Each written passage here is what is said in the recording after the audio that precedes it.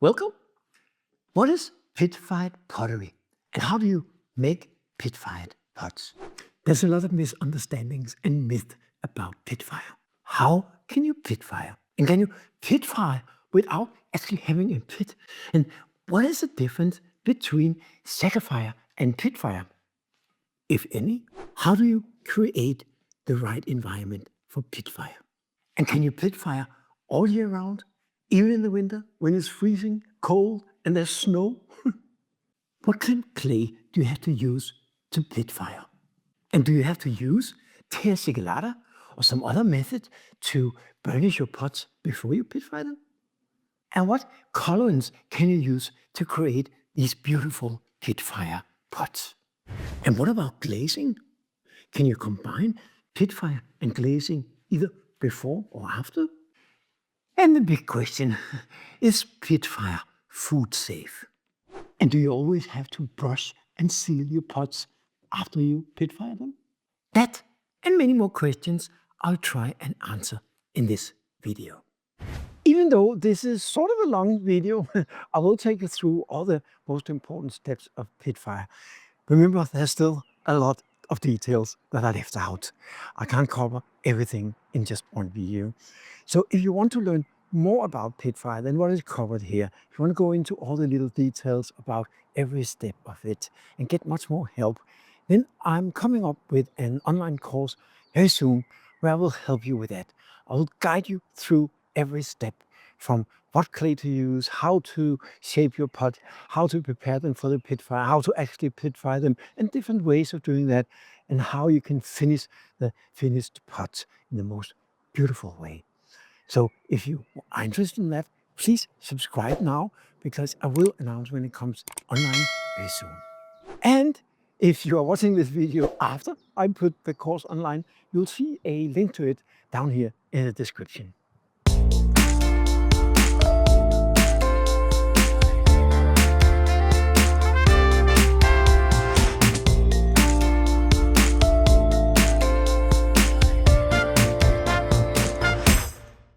Pitfire is, without a doubt, one of the oldest methods of firing clay. So it becomes ceramic, so it becomes useful. For thousands of years, people have found mud, clay in the ground, and they found out if they put it in the fire, it will be hard and it will be useful. It is the original way of doing ceramics.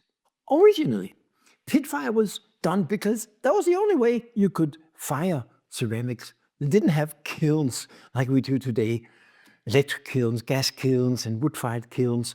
So they only had a bonfire they could put it into. But the pitfire does something magic to pots. They can create these beautiful colors. And that's the primary reason we do it today. It's actually similar to other things that was invented many years ago. I'm sort of a foodie. I like to be in the kitchen. And one of the things that I like to do a lot is fermenting. And fermenting, like smoking or salting meat, is something that was invented years ago because we didn't have fridges, we didn't have freezers. So it was the only way to preserve the food for the winter.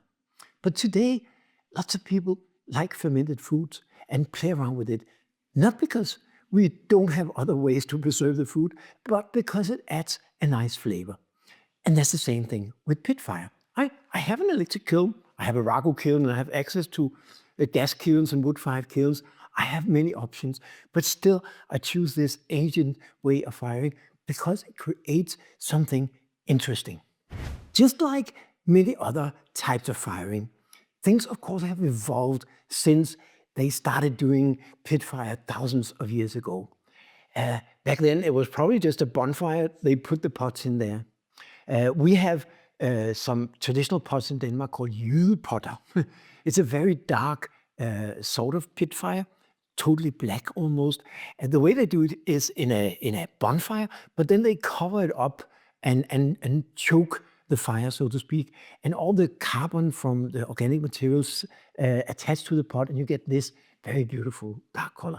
For a long time, it was used as kitchenware in Denmark, so we cooked food in these. Also, native Indians are well known for their pitfired pots. They usually raw fire them, to take the raw clay, put it into the bonfire, and create these beautiful pots. Sometimes they paint patterns on the pot before using other kind of clays or colorant materials. But since the old days, things have evolved. We now have different ways to create a bonfire. I use a oil drum. And the reason I do that is it's easier for me to contain and control the fire. And also, I can move it around easily. You can still dig a hole in the ground. That is the original way of doing pit fire. But if I do that in my garden, I can't easily move it around and it doesn't look so well. With the oil drum, I can move it away when I have guests or I just don't want it at the same location. So the oil drum is just a different way of creating an artificial pit. I would still call it pit fire, even though it's very different from the original way of doing it. It's actually very similar to other kinds of firing. If you look at ragu, the way that ragu was originally done hundreds of years ago in Japan is very different from the way that we do it today. The Americans got a passion for ragu and they developed the technique. We still call it ragu, even though those two things are very different. And some may claim that technically this is not ragu, what the Americans do. I don't really care. Let's just call it ragu. Some people will also claim for pit fire that unless you do it in a pit, unless you dig a hole in the ground and make a bonfire, it's not pit fire. I think that's silly. Let's just call it pit fire, no matter how you actually build that fire. It doesn't matter if you do it in a hole in the ground or you build it with stones or you do it in an oil drum like I mostly do. To me, it's all pit fire. The essential of it is that we fire the pots in real live fire. And we use organic materials and salts and all kinds of things to create these beautiful colors. That is to me pit fire, no matter what sort of bonfire you make. And now the controversial question of Saggar versus pitfire. And I know some potters will claim, some people will claim that Saggar fire and pitfire are two different things. I don't agree. Let me just start out by explaining what Saggar fire is. A Saggar is a container that you put your pots into, you close it, and then you fire it. Originally, a Saggar was invented to protect the pot and the glazes from the dust and the ashes in a wood-fired kiln. But today we actually use it with an opposite purpose. We want to contain the organic materials and the dust and the smoke and get it attached better to the pot. You can make many different kinds of Saggars. I mostly use tinfoil. It's an easy way to create a closed space for your pots. Some people use clay containers, so they basically create a pot and they put the other pot inside that with the compostables, the organic materials, and whatever you want. Some people use metal containers, and basically you could use anything as a Saggar. But to me, Saggar is a way to prepare your pot for a fire. The other thing is how you fire it. And the fact is, you can Saggar fire in a pit fire, like I do, or you can do it in a gas kiln or wood fire kiln as it was originally done, or you could even do it in an electric kiln. In fact, there's a book, very good book, I think, I haven't got it yet, I just ordered it, about Saggar firing in an electric kiln.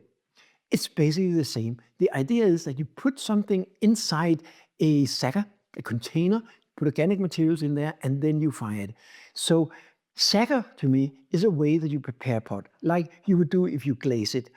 And pit fire, electric fire, wood fire, gas fire is the way that you fire it. It's similar to glaze fire.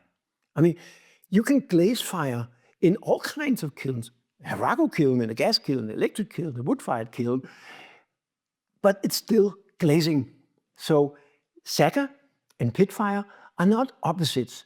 It's two things that complement each other. It's just a way to prepare your pot for whatever way you fire it. That's my opinion. I know some of you may not agree, but I think it makes lives a whole lot easier when we talk about what we do. Saggar is a way to prepare a pot, And the fire, the different types of fires, are the way that we choose to fire that. But now, let's get started. The first step, of course, in doing pit fire, at least the way that I do it, is to create an environment for doing the pit fire. And as I mentioned, I do it in an oil drum. So let's check out how I prepare my oil drums for pit fire. Today, I'm going to show you how you can build your own pit fire kiln out of an oil drum. It only takes a few minutes and it's super cheap to do. To build the kiln, first of all, you need, of course, the oil drum. And there are at least two different kinds of oil drums that you need to be aware of. I like these big ones. I think they're 200 liters and about 55 centimeters wide and 89 centimeters high. And so it's nice and big, and you can have a lot of pottery in that. But one thing you have to be aware of is that one kind have the lid sort of welded onto it or hammered onto it, and you can't really remove it. So you need to cut it off. That doesn't work for the pit fire kiln. This one have this, I don't know what you call it, but you can loosen the lid like this. You can take this off. We're not going to use this, so you can throw that away. And now the lid is easy to take off. So we can take it off, or we can put it back after we're done with the initial fire. So that's the basic. Then you need a couple of tools. It's actually very little. You need a drill, and you need some good drill bits.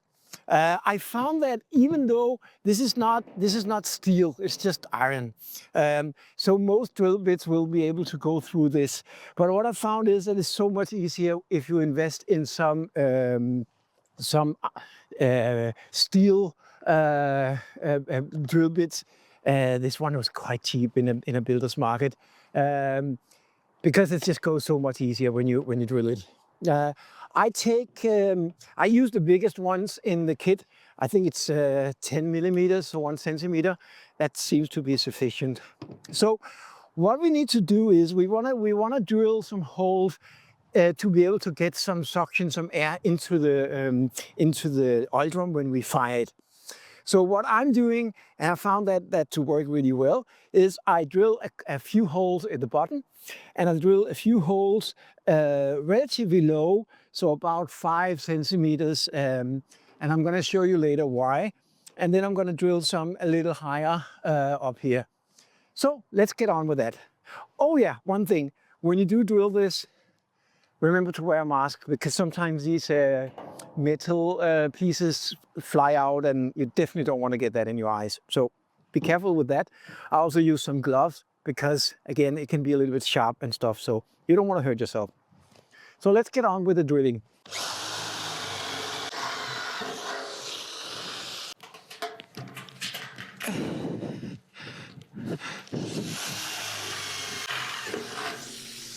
I found this grill in a builder's market. I think it's made for grilling meat on a bonfire, but I found that it works really well for my oil drum to create a suction of air from underneath. I use a couple of stones and I put them in the bottom of the oil drum. And that kind of gives it a little bit of space down there for the air to flow into the oil drum. Then I put the grill on top of this, and that will create like a suction of air underneath the actual fire and up through the pots. It's very effective and it works really well for me. So that's it. It is, as I said, super easy. Once you have your pit fire environment, the hole in the ground or the oil drum or whatever you choose to use, you need to make some pots for the actual pit fire. And of course you can theoretically do it any way you want, but there are a few conditions that you need to keep in mind. So let's take a look at how I make the pots and what kind of clay I use to create pots that I think is suitable for pit fire. Theoretically, you can use all kinds of clay for pit fire, but it is a very brutal way of firing clay, sort of like ragu can be. The raise in temperature and the drop in temperature is very rapid, and therefore not all clay will survive, at least theoretically. I have tried with porcelain, and I got away with it sometimes. And it can look really, really beautiful if you get away with it, but the risk is higher. Some people have asked me if you can use earthenware, and I think you can. I never did it myself. The thing about earthenware is that it melts at a much lower temperature than stoneware and porcelain. But a pit fire, a fire, doesn't get to the temperature where I would think, in most cases, the earthenware would melt. So it is safe from that. If you ever tried to, by accident, mix up earthenware and stoneware in a fire that reached like 1200, 1300 degrees Celsius, you know exactly what I mean. This is an example of a pot I did a few years ago. It has been wood-fired. It is stoneware, but on a shelf above this, there were also some pots, and one of them, by mistake, was earthenware. And at 1300 degrees, cone 11, something like that, in a wood fire, earthenware melts. It becomes a glaze. And lucky for me, it melted into this bowl and actually created something really, really beautiful. It also destroyed one of the shelves, which was a bad side effect. So if you tried that, you know what I mean. So when it comes to stoneware, basically you can have stoneware with grog and stoneware without grog. You can get some high grog stoneware that are made for raku, and those ones are probably going to be your most safe bet that will survive in the pit fire. I have got away with stoneware with very little grog, but it is a little more safe with the higher grog stoneware. So if you go for raku stoneware, that should put you on your safe side. Less grog than that should also do. Most of the stoneware I use for pit fire have about 20-25% small grog, and that seems to go fine. Very little of that is cracking. So the next question is the color of the clay. The colorants we use for pit fire are very fragile. They're not as strong, and they don't put a layer like glaze do on top of your pot. So you're very dependent on the color of your surface. That's why porcelain can look so amazing, if you get away with it, in a pit fire, because it's super white. In general, I would recommend that you try and get as light a surface as possible, close to white, because then you have a sort of a clean canvas to work on with your pit fire colors. So if you can find a stoneware that is very light, that's a good starting point. I also work a lot with a stoneware that is high on iron. So that makes it very red brownish. And it also have a lot of grog. It's actually 40%, but a very fine grog, so it doesn't feel very groggy. You can still get a super smooth surface. It is not specifically made for raku or pit fire, but it is extremely strong. It can sustain almost any thermal shock.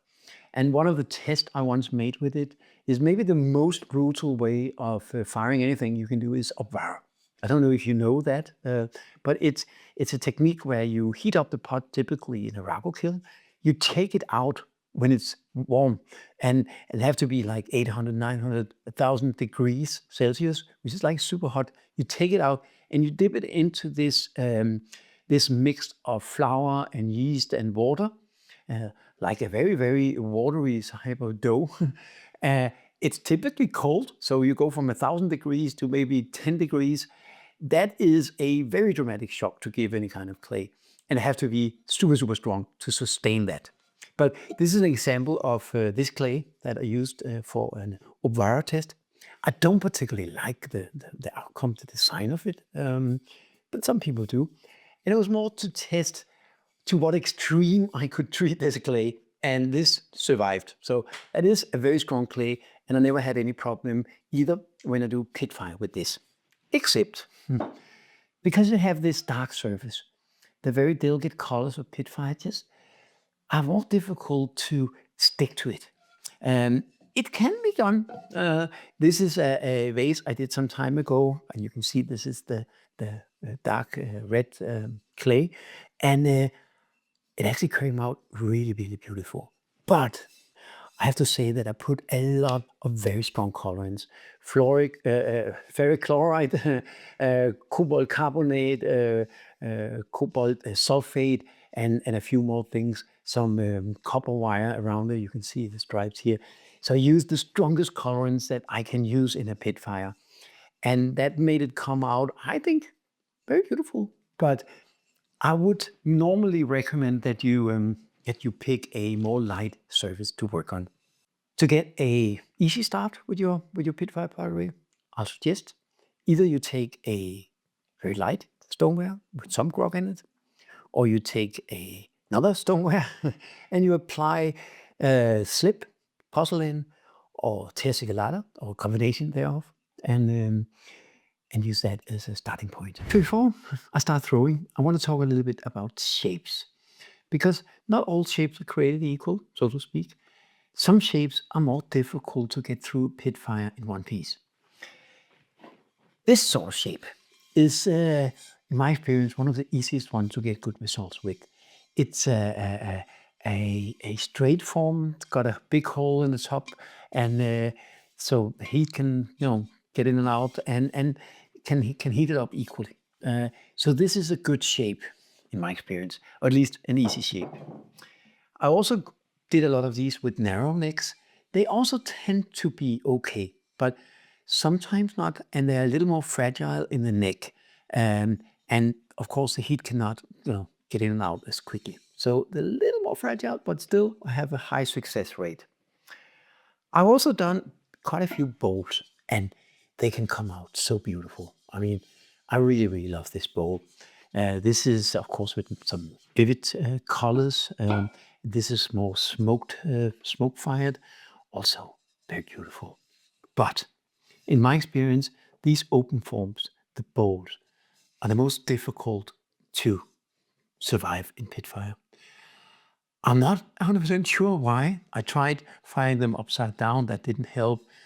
I tried put them in the top and in the bottom, and it's just a very high degree of breakage with the open forms. But of course, shouldn't keep you from doing it. It's just so you know, at least my experience with the open forms are not as good as the closed forms.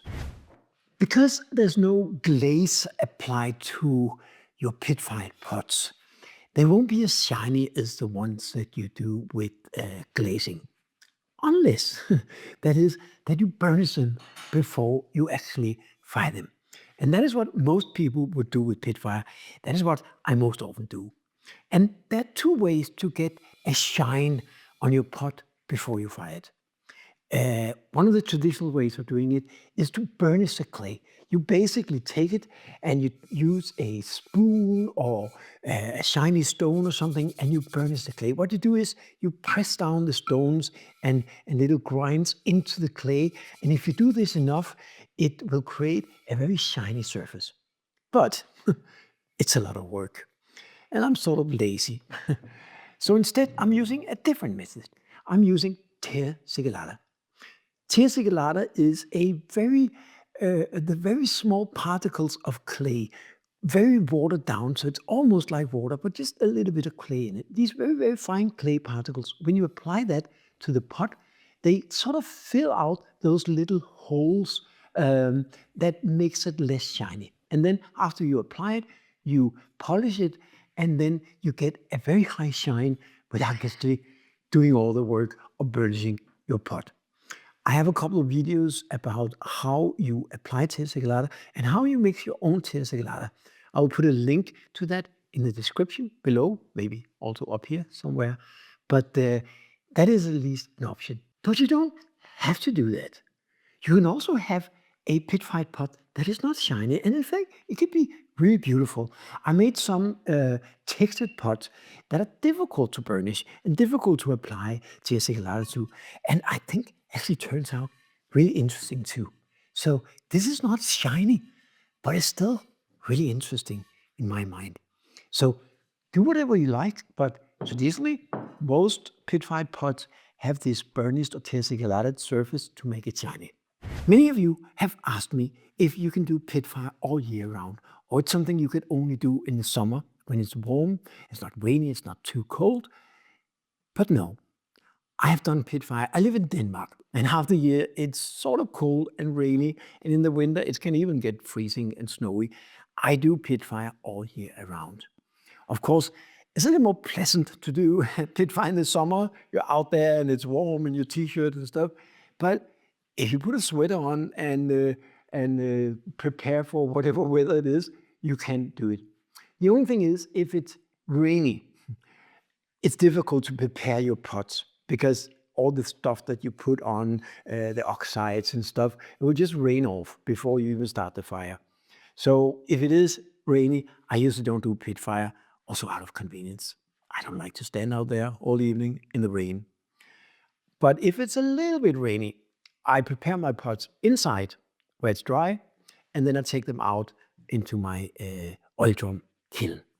Also, if it's in the wintertime, it is a little bit cool to stand out too long. So I prepare my pots inside, and then when I go out and I start the fire, I get some heat from the fire and it's okay. But from a technical point of view, there's no problem. Because the fire is hot, it doesn't matter if it's plus 20 or minus 20 outside. As long as the fire is going, everything works fine. The only thing, of course, is that it's probably gonna cool down a little bit faster if it's very cold outside versus when it's very warm. But I haven't actually found any big difference in the results.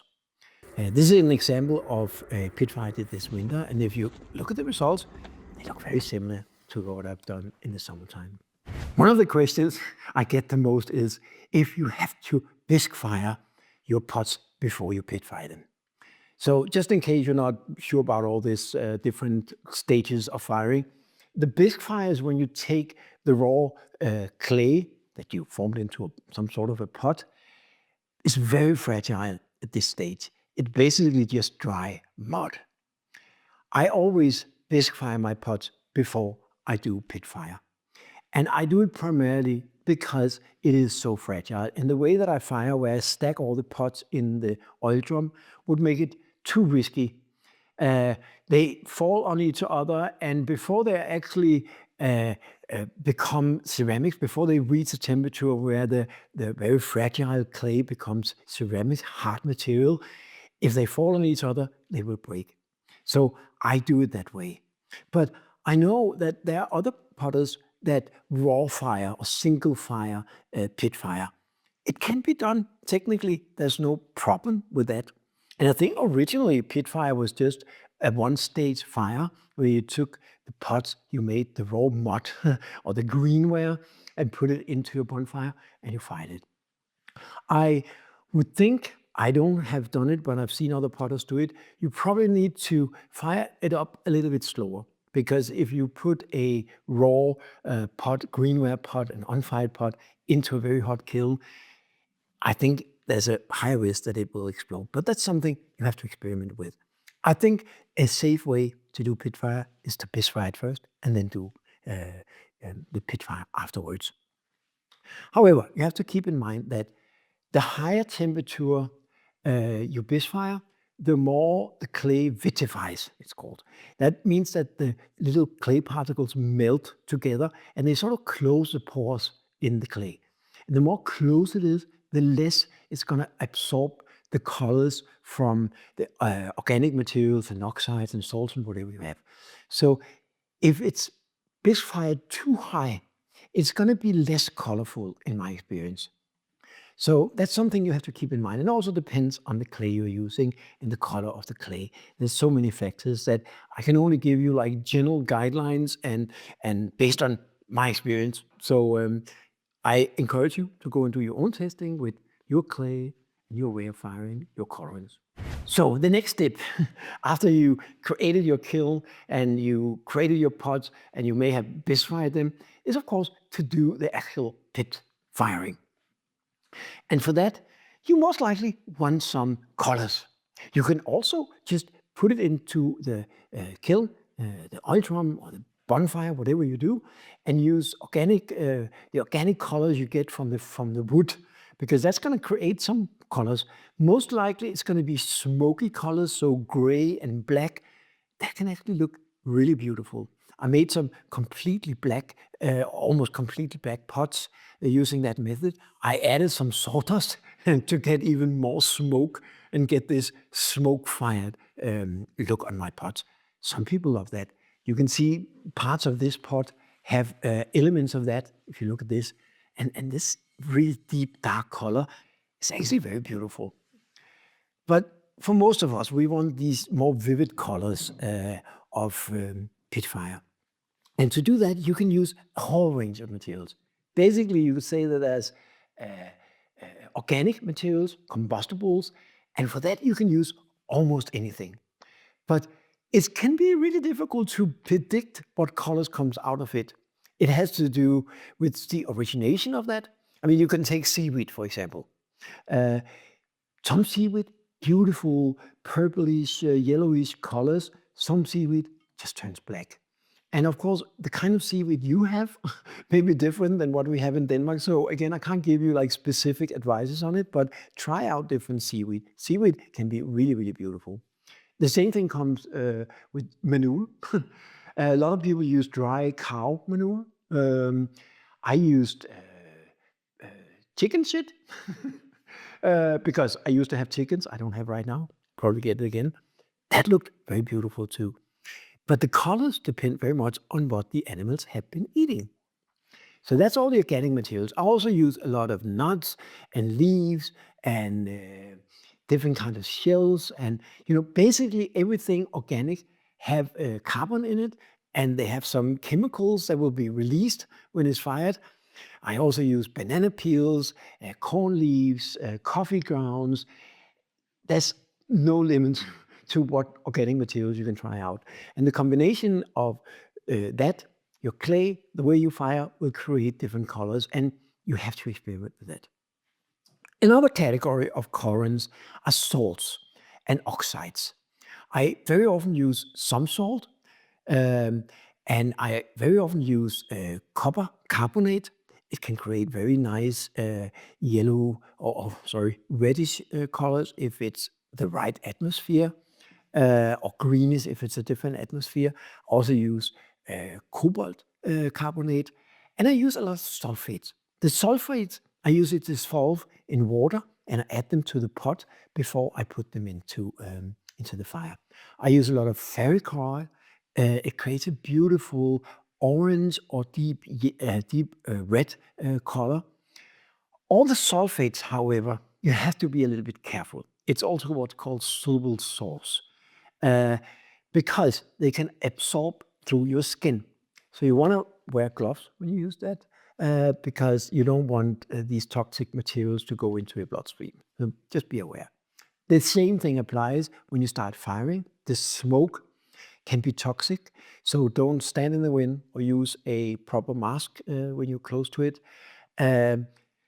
But unlike what some potters think, that is only copper and cobalt and stuff like that when you fire it that is toxic, that's not true. Even just regular smoke is not good for your lungs. We all should know that. But also salt. I mean, salt looks very innocent, right? But when you heat up salt to a certain degree, it releases chloride fumes. And chloride fumes are not very good. So definitely want to protect yourself when you start the fire. But do experiment with all these different materials. It can create really beautiful results. Let's take a look at some of the pots that I made, some of the fires I made, and see the different results. I'm not even sure what I use for all of them, but I love it. I've been looking now for a few minutes on these pots, and I'm over the top. I think I can say safely this has been the best fire ever. 10 vases and 3 bowls in one fire. I think that's a pretty good outcome. And some of them I think is beautiful. Some of them I think I may want to refire, add some more colors, but that's something you can always do. That's it. That's all the pots that I got out of it. And there was 3 pots that cracked. So well, we have another 15 or so that turned out really nice. Another question I get a lot is about glazing. Can you combine pitfire with glazing? And I think the reason people ask is because pitfire is by nature not as waterproof as glazed pots. With glazed pots, you have a layer of glaze, so no water is going to get through. And there's a lot of good things to be said about glazing. So why not combine glazing and pitfire? For a long time, I didn't believe that was possible because I was told so. I read so in books. All these wise people told me it wasn't possible because basically, if you glaze first, you're going to fire up to a temperature where the clay vitifies, and if it vitifies, you won't get any colors in the pit fire. Or if you glaze after you pit fire, you're also getting up to a high temperature, and that high temperature is going to burn away all the beautiful colors from the pit. Now, that turned out not to be entirely true. I did some tests where I glazed some pots first, and then afterwards I pit-fired it. So basically, I just glazed them on the inside to make them, to seal them, to make them completely waterproof. And then I used pit-fire on the outside, and turned out you can actually do it. It is a little more difficult because the clay is vitified, so the colors don't attach as much as they do when the pot is more porous, but indeed you can do it. I'll just take it out here. And all the combustibles burned. And now take a look at this.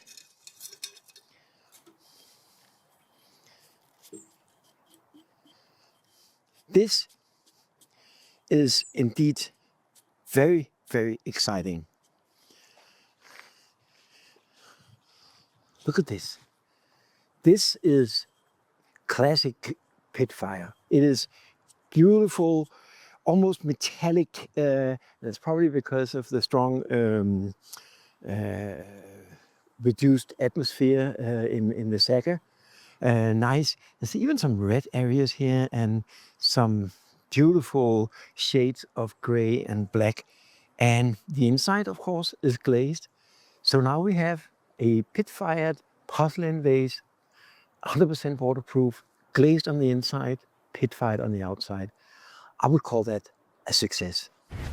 I have not done the other thing, pit-fire first, glaze later, but one of my good friends here in Denmark have done it and turned some good results out of it.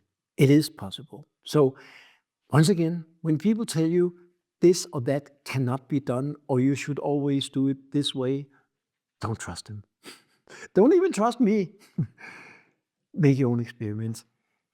Sometimes these so-called experts are right.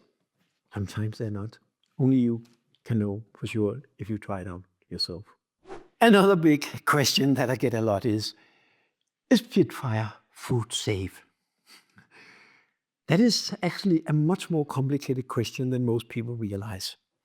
I made a whole video about food safety and pottery.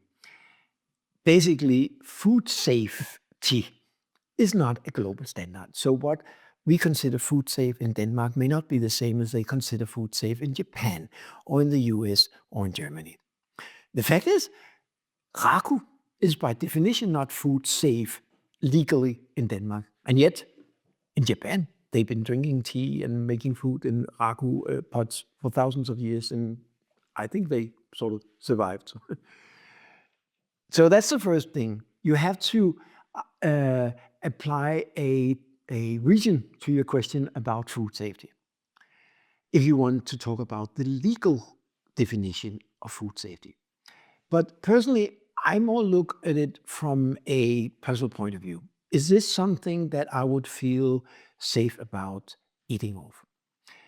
And if you go back in history, most kitchenware was made with low-fire pottery or pit-fired sort of pottery, and we ate out of that. And I don't think it is as toxic as some people would claim, but that's just my personal opinion. But there is a second part to it, and that is maybe there's not something in the clay that is toxic in itself, but because it is porous, theoretically, of course, bacteria could harbor into these little cracks, and it's difficult to clean it. And over time, that may make it less food safe. But let's take a quick look at the video I did about food safety. That should explain a lot more about it. Welcome. Today we're going to talk about how you can make pit-fired pottery food safe. And yeah, I know some people will claim that it's not possible because pit-fired pottery is by nature not food safe. But that's not entirely true. You can, in fact, make your pit-fired pottery food safe. But there are a lot of things that you have to consider doing that. Another thing to consider in food safety is what kind of food you store in your pot and how frequent you're going to use it. If we take, for example, the Japanese tea ceremonies, as I understand it, and I'm not an expert in Japanese culture, it's an infrequent ceremony. So it's not something you do 5 times a day, something you do on occasions. They use these little raku-fired cups.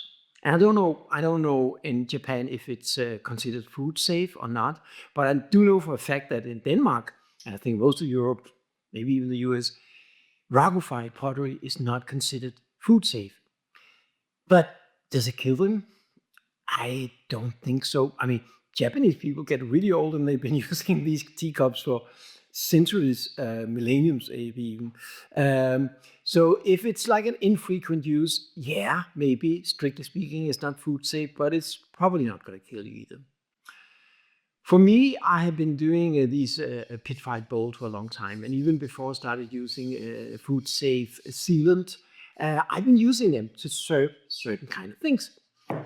For example, if it's bananas or oranges or avocados, anything basically that have a thick skin that you peel off before you eat the inside, personally, I wouldn't be afraid of it. This is more of a practical food safety advice. It's not legal advice. If you want to commercialize your potteries, and of course you need to look at the legal aspects. In the other end of it, if you want to use a bowl for a salad with citric dressing, then you're more likely to run into problems. You can also do that with glazes that leach from the acid, or if you use if you make a small jar for pickled vegetables with a lot of acid in, that can also extract chemicals that you don't want in your food. So consider what you're going to put in, and consider how frequent you use it and how long you're going to store it. Because putting a couple of bananas in this bowl, putting it on the table, eating it after dinner, I'm pretty sure that's not going to be dangerous. Anyway, having said that, there's a number of things that comes into play when you want to do food safe pit-fired pottery. And let's just talk about the reasons why, as default, it's not food safe. There are 2 main reasons.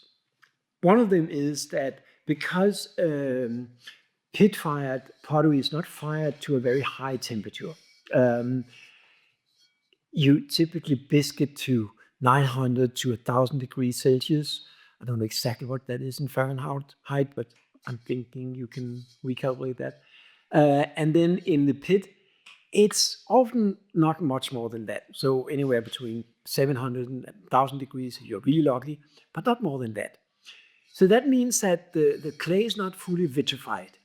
And so it's sort of porous. And that means that not only water, but also bacteria can hide in those little, very tiny little cracks. And that bacteria can grow, and then it moves on to the next food you put it in. That's not good. That alone doesn't make it food safe. That's why we like the glazed pieces, because it's like a glass surface. And that you can wash completely. There's no little cracks where bacteria can hide.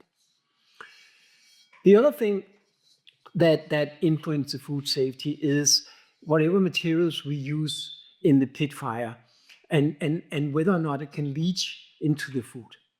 You can also have leaching in glazed ceramics. That's why we don't use lead anymore. That's why there's a lot of chemicals that we used to use. Uranium was used, highly toxic. And there's a lot of materials that potters used to use way back that we don't use anymore for that specific reason. And there are also glazes that is not considered food safe. Even if you fire them to a high degree and they have this glassy surface, they can still leach some dangerous chemicals into your food. So you can't use them for food. You can still use them for decorative pieces. But with pit fire, we don't have that glaze layer. So whatever materials you have used, if it's not protected otherwise, it can very easily leach into your food. And so if you're using cobalt and copper and lots of other materials, it's obvious that's not very good to get in your food and get in your body. That's just not good. So that's the other thing. So in order to make your pit-fired pottery food safe, first of all, you need to use materials that is not toxic. And there's a lot of materials you can use that is not actually toxic. You can use salts, you can use organic materials, leaves, nuts, and all kinds of combustibles that is not in itself toxic the way that cobalt and copper and stuff like that is. So that is the first step. Of course, then there's a challenge of how you actually get colors. And yeah, you don't get super flashy, super red, green, blue colors if you want to do food safe pit-fired pottery. But you can still, play around with certain colors from organic materials that can still look good. This is a good example. It looks a little more blue on the video. In fact, it's not so blue. It's white and dark. There's some red, but the red here comes from steel wool. And that doesn't leach any toxic ingredients into your food. And out here, it's just carbon from the fire. And so this doesn't have any toxic materials in it. So that's the first step. But then this pot is still porous. So bacteria could still hide. And also, it's not good to use for anything watery because it will soak into and it will take forever to dry. So that's not good. So you need something that can seal it. Most of the sealants I'm using like a concrete sealer, which is very good. It keeps it completely water safe, but it's not food safe. It's not approved for food as such. And other materials like wax may not completely seal it, and still it's made for furniture, it's made for floors, it's made for bowling alleys or whatever type of wax people are using. It's not food safe. It's not made for food. I was looking a long time to find something that actually works for food. And then I stumbled on this company in Australia that makes this wonderful product called liquid quartz. And I don't know if you can see the label here. Yeah, there it goes. Liquid quartz. It is, let me just say that, it is incredibly expensive. I don't even want to say how much I paid for this bottle, and I had to pay import taxes and all kind of shit. But you can find out on their website. But when you break it down, because you actually use very, very little, so when you break it down on a per pot, it's only a few dollars for each pot. And I think compared to what glazing and heating up your kiln cost, then I think it's not too bad. This liquid quartz is a nanoparticle product, meaning that it's very, very, very, very small particles of quartz.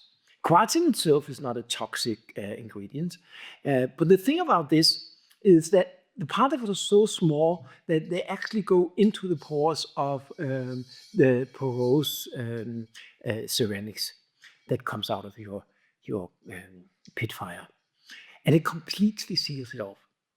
And it is very easy to apply, and I'm just going to show you that. So I'm just going to get a couple of ingredients to do that. There are many ways that you can apply the liquid quartz. You can pour it, you can dip it, you can brush it on, which is what I'm going to do today. The good news is that you can't apply too much, because when you apply it, and you will see that when you do it, it instantly seals the holes and make it waterproof. So when you apply more, it just glides off. So it's not like a paint or something where you can apply too much and then it peels off or something. It doesn't. I mean, it soaks in whatever it needs to close the holes, and then nothing more will soak into it. So it's actually very, very easy.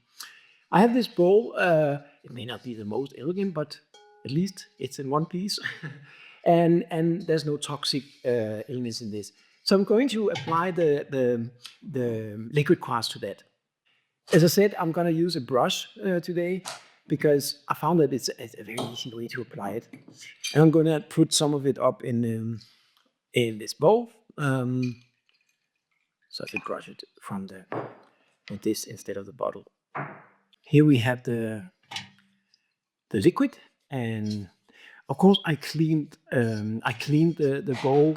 I brushed it with a little bit of steel wool, and I wiped all the dust off with just a little bit of water, and I let it dry. So now it is completely ready. You want to make sure that it's completely dry before you apply the liquid quartz, because otherwise you're going to trap water inside the clay. We don't want that. So basically we're going to apply this, and the first layer you put on, it looks a little bit like water.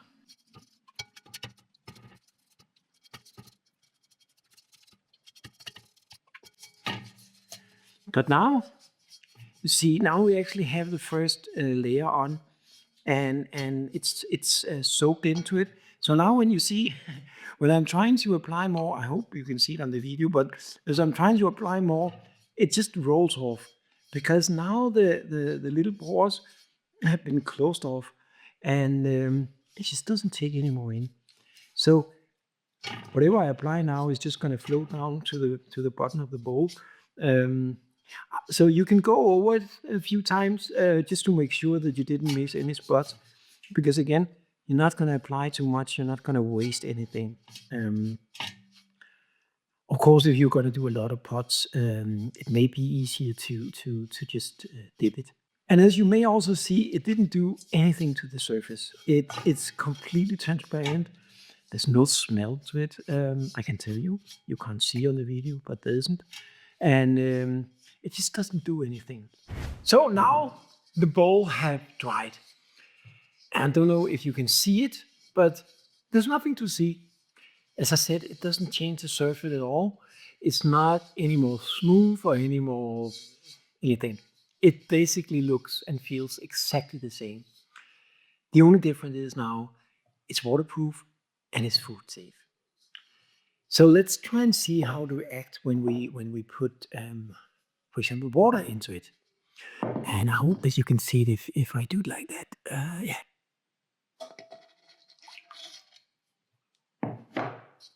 Can you see? It's like glass.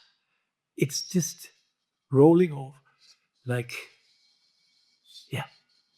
It feels almost like a glass surface. It definitely doesn't absorb into the pot at all. So let's move on and try with red wine and see how that goes. Let's try on the white surface here. Same thing. It's just basically not absorbing at all. I mean, it does look like there's something left there, but it's not. It's just because there's some on the surface, like the drips.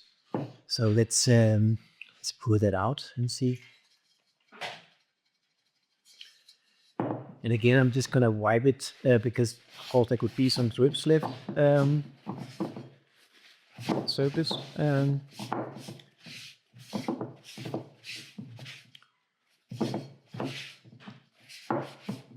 think I got the left of it. And as you see, there's nothing.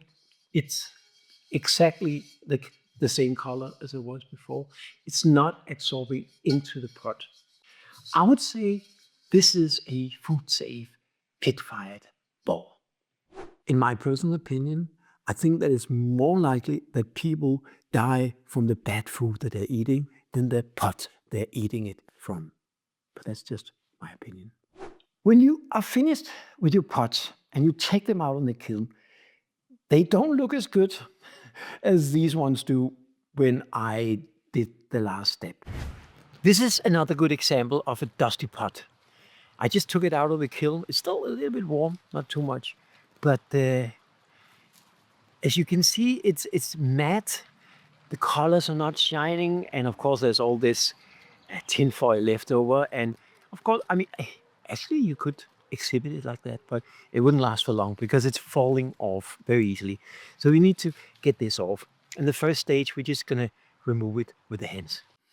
I usually brush off all the dust and clean them, scrape off if something burned into it. And then I apply a layer of wax or acrylic spray or some sort of treatment. It will make it a little more shiny. It will make it easier to clean. You won't have any finger marks. The second part of it is the inside. Because the problem is that because of the porosity of the pitfired clay, because it haven't been up to a temperature where it's fully vitrified, it is not by default waterproof.